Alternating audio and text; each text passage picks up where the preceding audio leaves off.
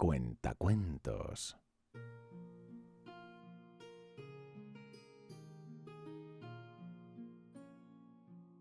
Este relato pertenece a la serie sobre la historia de Warhammer Fantasy y The Old World.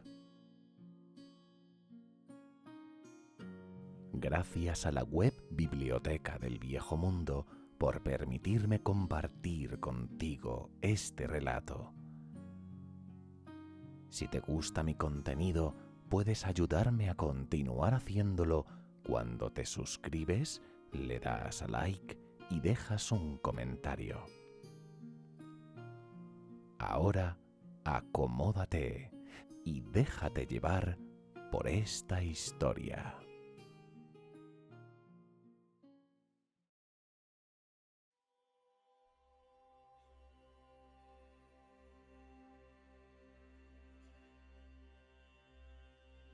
La crónica de Azel-Loren se suele separar en varias grandes estaciones.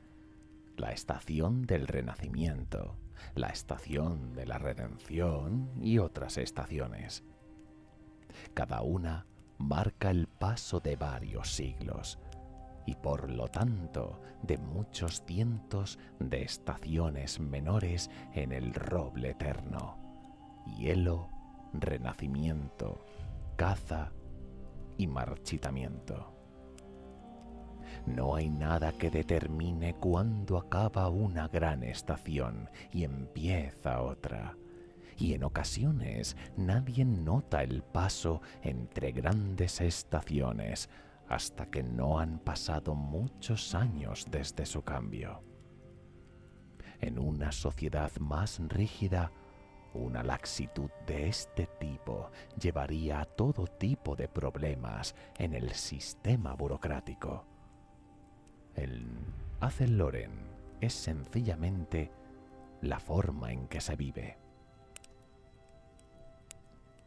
En aquellos escasos salones donde se conservan historias escritas, se suelen guardar con un método similar al que se usa en la sociedad de Ulthuan, de la que derivan los elfos silvanos. En primer lugar se menciona la gran estación, seguida por una secuencia del año, estación menor y día. Por supuesto, Azel-Loren existía mucho antes de que los elfos se asentaran en él, pero es dudoso que cualquiera de los espíritus que vivían en esa era marcara el paso del tiempo de alguna forma.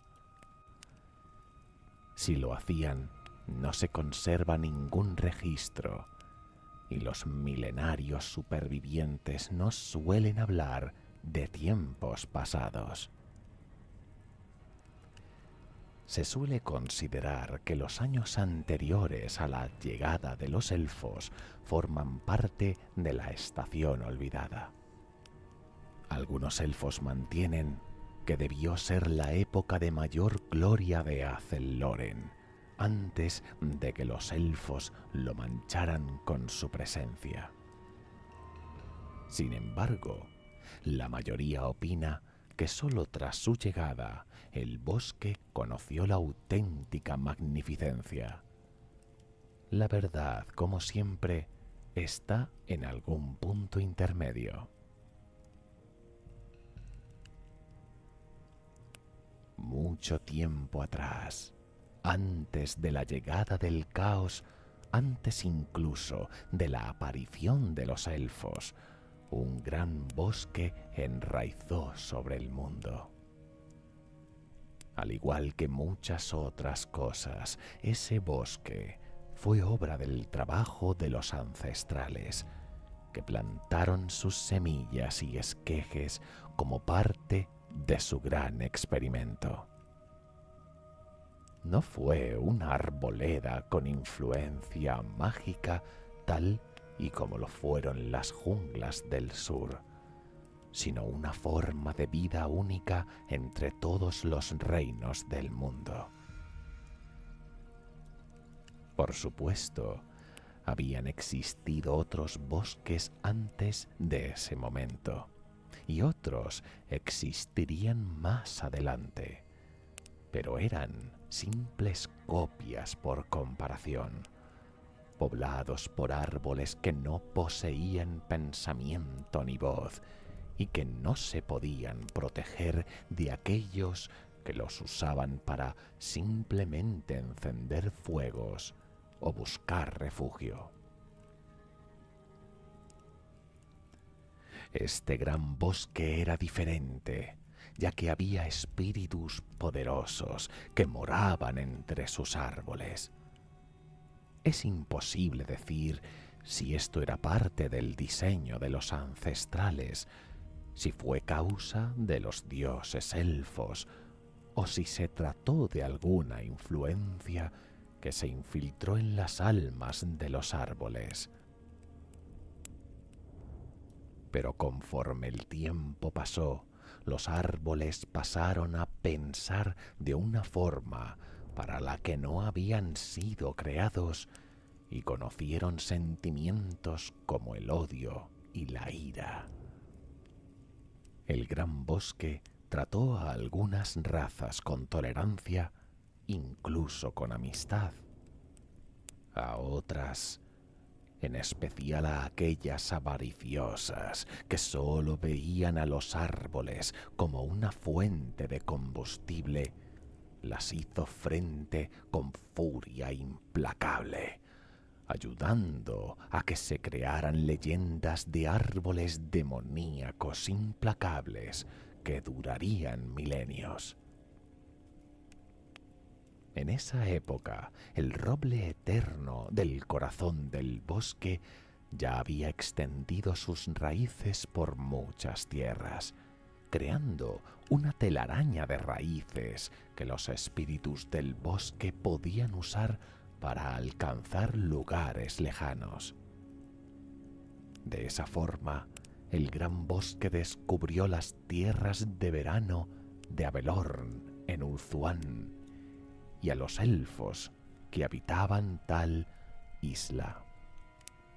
Ninguna otra raza creció siendo tan afín a los espíritus del gran bosque como los elfos, que en su inocencia se maravillaron de su naturaleza asombrosa y se comunicaron con sus antiguos espíritus para poder aprender sus secretos.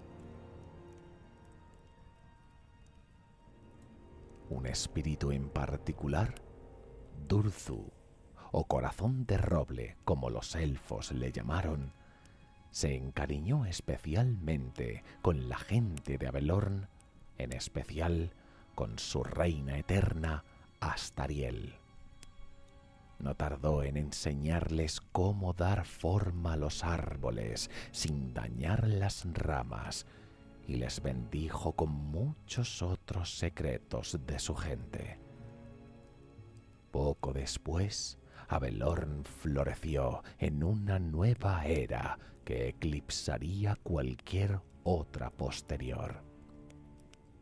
Bajo la administración combinada de elfos y espíritus del bosque, los prados y arboledas florecieron con una vida increíble. Muchos de los grandes espíritus del bosque cambiaron su hogar por el paraíso de Abelorn, determinados a despertar a aquellos árboles, tal y como ellos mismos habían sido despertados. Sin embargo, por muy fascinante y hermoso que creció Abelorn, sus árboles permanecieron en silencio. Entonces llegaron los demonios. Cuando se colapsaron los grandes portales, el caos entró en el mundo. Las civilizaciones ardieron y la locura tomó el control. Ulthuan sufrió más que otras tierras, ya que gran parte de la horda demoníaca ansiaba las almas élficas más que cualquier otra cosa. Si no se hubieran alzado grandes héroes para enfrentarse a ese desafío, los elfos podrían haber quedado destruidos y su tierra haberse convertido en una corte demoníaca. El mayor de esos héroes fue Aenarion el Defensor, el primero de los reyes Fénix. Fue él quien guió a los elfos y retuvo la marea demoníaca, y su ejemplo impulsó a otros a llevar a cabo grandes gestas. Aenarion tomó a la reina eterna Astariel como su esposa y tuvo 2 hijos con ella, Morelion y Yvraine. Mientras el rey Fénix luchaba para preservar Ulthuan, la reina eterna se retiró a los bosques encantados de Avelorn para criar a sus hijos tan lejos de la guerra como fuera posible. Avelorn se había mantenido libre de los horrores de la invasión, ya que los demonios sentían que Durthu y los suyos tenían una naturaleza similar a la suya y se mostraban cautelosos antes de atacar sus dominios si había una presa más fácil a mano. Por desgracia, esta situación no podía mantenerse. Un día fatídico, cuando el ejército de Aenarion se encontraba lejos de Avelorn, una hueste demoníaca mayor que ninguna otra se cernió sobre Avelorn y empezó la matanza. Mientras Avelorn ardía, Durthu y los suyos lucharon junto a los elfos. Podrían haber huido regresando al gran bosque, pero eligieron permanecer junto a sus aliados. Muchos fueron destruidos. Otros enloquecieron de desespero, pero los espíritus del bosque combatieron.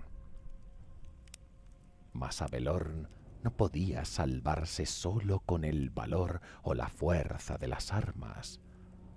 Hora tras hora, los elfos y espíritus se veían resignados a ceder terreno hasta que finalmente no hubo lugar al que retirarse. Fue en ese día cuando Astariel acudió a Durthu con una plegaria desesperada, que él rescatara a sus hijos de la matanza inminente. Durante un tiempo Durthu permaneció en silencio mientras el bosque ardía a su alrededor, y pareció que los ruegos y lloros de la reina eterna habían caído en oídos sordos. Transportar otras criaturas a través de las raíces del mundo sería visto como una transgresión, y él no quería suscitar la ira de sus pares. Pero en ese tiempo en Avelorn, Durthu había visto cómo los elfos y los espíritus del bosque se enriquecían al relacionarse, y si sobrevivían a esta oscuridad, esa fuerza sería útil para el gran bosque en el mundo que resurgiera. Tras estos pensamientos, Durthu habló y aceptó la petición de Astariel, pero le advirtió que debería pagar un precio. Si salvaba a los descendientes de la Reina Eterna, llegaría el día en que el gran bosque reclamaría a muchos elfos como proles para que le sirvieran y protegieran, tal y como cuidaban de la tierra de Avelorn. Estaba la Reina Eterna preparada para sacrificar el futuro a cambio de preservar el presente, le preguntó. Esta vez fue el turno de Astariel de permanecer en silencio, ya que entrevió algo ominoso en el tono de Durzu. Pero para su desgracia carecía de opciones. Si Thrain moría, el linaje de las reinas eternas moriría con ella, y los elfos no tardarían en desaparecer.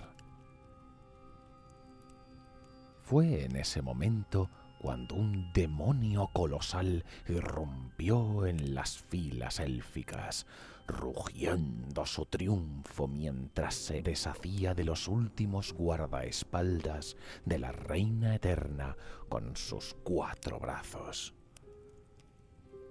Incluso en un día lleno de horrores, su destino fue cruel.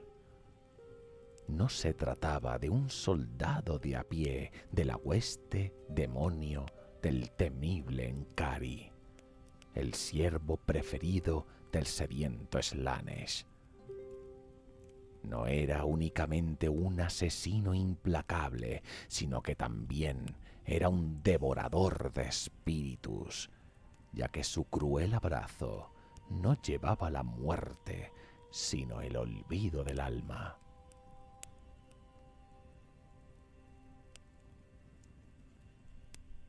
Tras besar a sus hijos una última vez, la Reina Eterna los dejó bajo la custodia de Durzu, y mientras el espíritu se llevaba a Morelion y a Ybrain, invocó la poca magia que le quedaba y se dirigió con paso firme a encontrar su destino.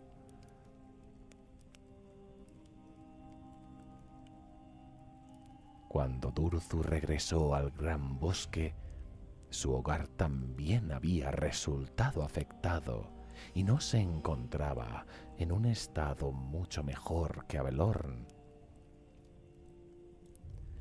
El gran bosque verde que antaño había cubierto el mundo ahora tenía una fracción de su antiguo tamaño.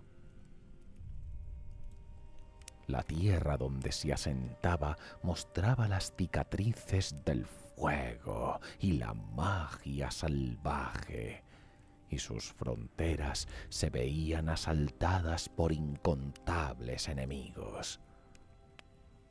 Parecía que había cambiado una batalla desesperada por otra. Pero las apariencias engañaban. Conforme la batalla por la supervivencia del gran bosque se había vuelto más desesperada, la naturaleza de algunos de sus espíritus había cambiado. Muchos eran ahora más salvajes y agresivos, incluso crueles, y sus formas ágiles y esbeltas habían adoptado otras más adecuadas para la batalla. También comprobó que gran parte del que había sido destruido durante su ausencia se había dado por perdido mucho tiempo atrás. El puesto avanzado que quedaba, enclavado entre 2 montañas, había resistido durante más de una década y estaba expandiéndose de nuevo. Pero aunque Durzu había estado equivocado respecto a la situación del bosque, sí que había tenido razón respecto a cómo le recibirían. Adanju, el más sabio entre los señores de los árboles, desaprobaba que la santidad de las raíces del mundo se hubiera profanado. Coedil, que había dirigido la ira del gran bosque contra sus saqueadores durante siglos, estaba consumido por una furia amarga y reclamaba que los intrusos fueran asesinados. Al principio Adanju estaba de acuerdo con Coedil, pero finalmente cedió. era antiguo y temía el cambio, pero también temía que la supervivencia del bosque llegara únicamente sacrificando su parte más gentil y pacífica. Sin nadie que los refrenase, los espíritus del gran bosque se volverían tan salvajes como el enemigo al que combatían. Y la oferta de Durzu suponía una pequeña esperanza de evitar semejante destino. Aunque Coedil se enfadó con la decisión, Adanju aprobó que los herederos de Astariel pudieran permanecer en el gran bosque hasta que su hogar volviera a ser seguro, siempre y cuando nunca se despertaran del sueño mágico en el que ahora mismo estaban y mientras permanecieran en él. De esa forma, Morelion e Ibrain permanecieron dormidos durante esa terrible era de guerra. Abelorn fue limpiado y con el tiempo volvería a ser hermoso, pero nunca volvería a capturar la gloria de sus días pasados. Los espíritus del gran bosque lucharon lo mejor que pudieron, sabiendo que no podrían acabar la matanza, solo soportarla. Por su parte, Aenarion se volvió loco debido a la pérdida de su mujer y de sus hijos, ya que les creía muertos. Poco después cayó en la oscuridad, pero logró redimirse en el último momento.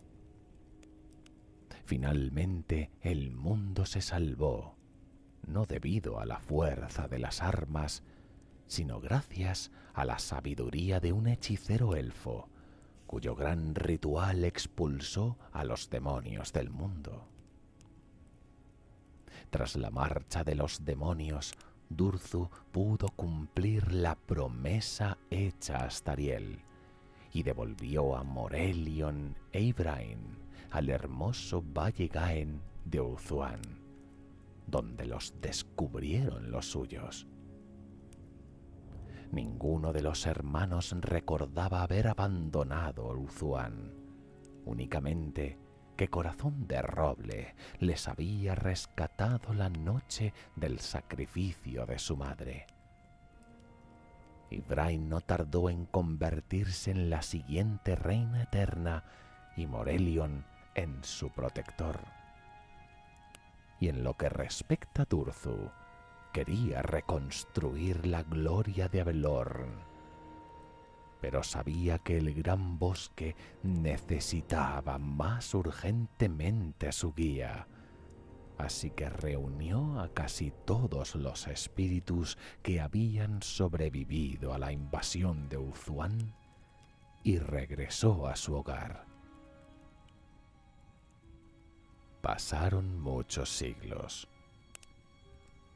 Poco a poco, los espíritus del gran bosque y las lecciones que enseñaron pasaron a formar parte de los cuentos de los elfos y solo se medio recordaban como parte del folclore y la tradición.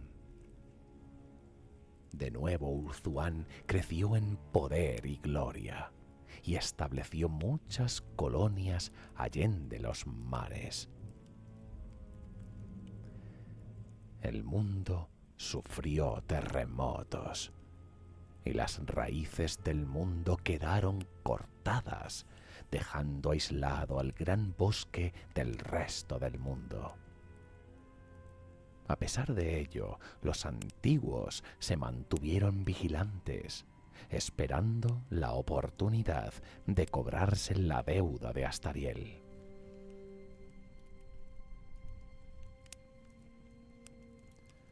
Pasarían milenios antes de que los destinos de los elfos y el gran bosque volvieran a cruzarse. Durante mucho tiempo exploraron gran parte del mundo, abandonando en barco su hogar y descubriendo muchos nuevos y extraños lugares.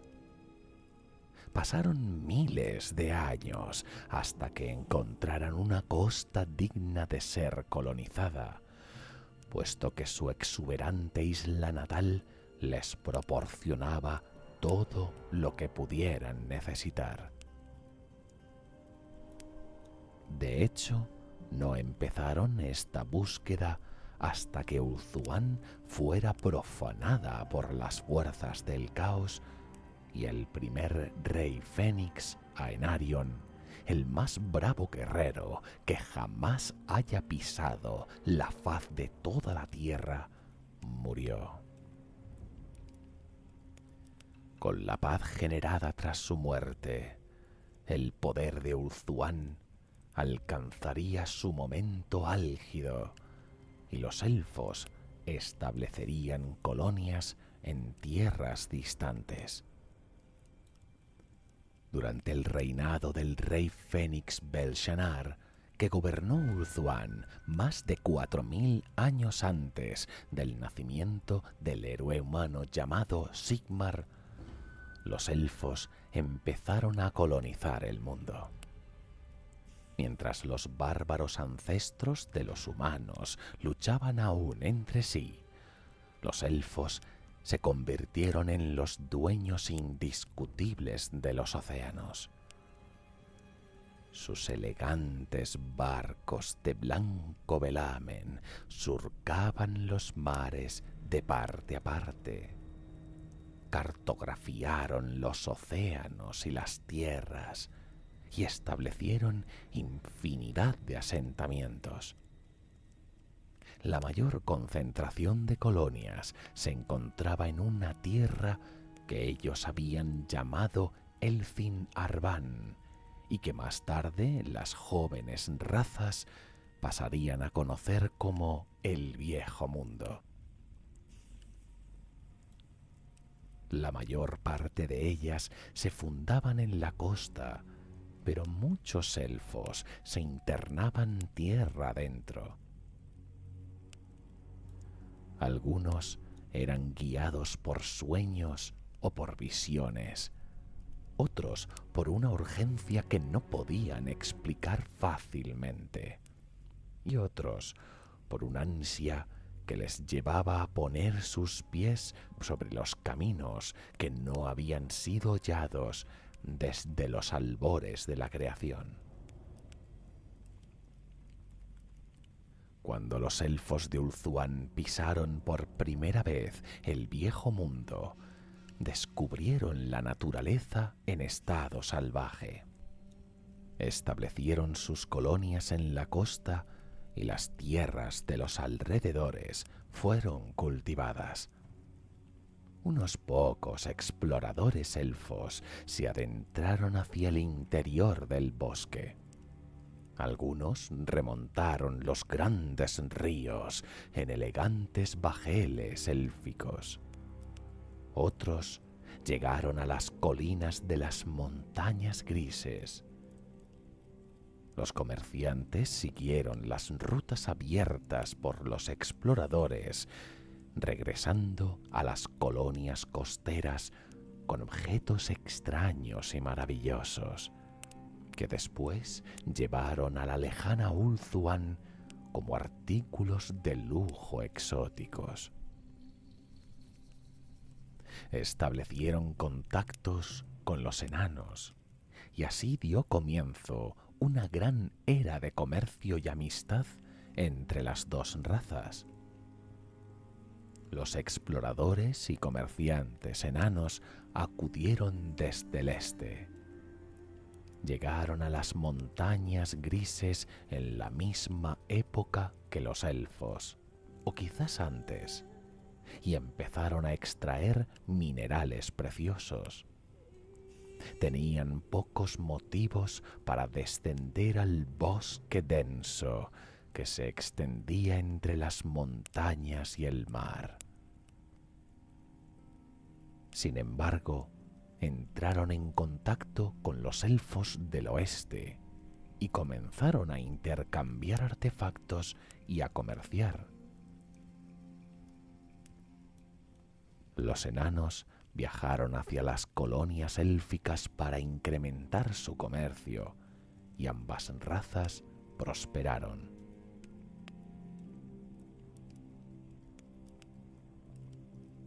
Los elfos construyeron delicadas torres de mármol y oro en las tierras que con el tiempo pasarían a llamarse Bretonia, el Imperio y Kislev. Muchos de los colonos crearon un fuerte lazo con sus nuevos hogares, contentos de tener una nueva oportunidad para empezar y poder olvidar así los conflictos y la infelicidad que había asolado Ulthuan en el anterior milenio, y empezaron a recuperarse de los horrores de los que habían sido testigos cuando el caos asoló su justa isla. Aunque la inmensa mayoría de los elfos mantenía contactos con Ulthuan, incluso después del paso de milenios, las generaciones de elfos nacidas en Elfinarvan no sentían el lazo con su ancestral hogar. Cuando el caos volvió a golpear Ulthuan, esta vez representado por el culto del placer, muchos fueron los elfos que retornaron a la isla, aunque ciertas facciones pensaban que poco tenía que ver el rey Fénix con sus vidas actuales y sus integrantes se internaron tierra adentro. Durante la exploración al interior del continente, los elfos fueron los primeros que encontraron el extraño y aterrador bosque que se extendía desde las faldas de las montañas grises y las cuevas, y se sintieron intrigados por lo que hallaron. El bosque estaba lleno de todo tipo de vida, y los elfos se sentían observados en todo momento. Por las noches veían extrañas luces bailando en la oscuridad bajo las ramas y gigantescas formas moviéndose en los límites de los claros bajo el dosel de los árboles. Los elfos, cautivados por lo que veían, decidieron internarse en el siniestro bosque, pero sus intentos se veían frustrados una y otra vez. En 3 ocasiones enviaron los elfos expediciones al interior del bosque, cada una de ellas compuesta por unos 1000 guerreros. De la primera de las expediciones tan solo retornaron unos 700 elfos, que volvieron unas horas después de su partida hablando de varias jornadas de infructuoso viaje entre claros que cambiaban de forma y sendas circulares. La segunda expedición desapareció sin dejar rastro. De la tercera expedición tan solo volvió una elfa. Su cara estaba pálida y surcada por las arrugas y su cuerpo lacerado y ensangrentado. Murió un día más tarde, enloquecida por los sueños que tenía. Resultaba evidente que aquel lugar percibía a los elfos como una amenaza, y que se estaba oponiendo activamente a su intento de que establecieran en él su residencia. Los elfos comprendieron que el bosque era una entidad viva y mágica, que se resistiría a aceptar a todo aquel que le resultara una amenaza. A pesar de esta resistencia, los elfos no consideraron establecerse en otro lugar. El bosque mágico estaba en su sangre, un legado del antiguo pacto de Astariel, y no se podía negar aunque ni ellos lo supieran. Los elfos pusieron al bosque el nombre de Athel Loren, el bosque del amanecer del mundo. Se retiraron a las afueras, donde se instalaron y colocaron una serie de monolitos mágicos en sus lindes para contener a los espíritus en su interior. A pesar de esas precauciones, algunos elfos desaparecían de tanto en cuanto al internarse en el bosque, atraídos por las bellas y fantasmagóricas ninfas. No se volvió a ver a ninguno de ellos. A pesar de ello, en general el bosque parecía tolerar a los elfos, siempre y cuando no se adentrasen en su sombría espesura. Pero los elfos se sentían inexplicablemente atraídos por Athel Loren y aprendieron por ello a tratarlo con respeto.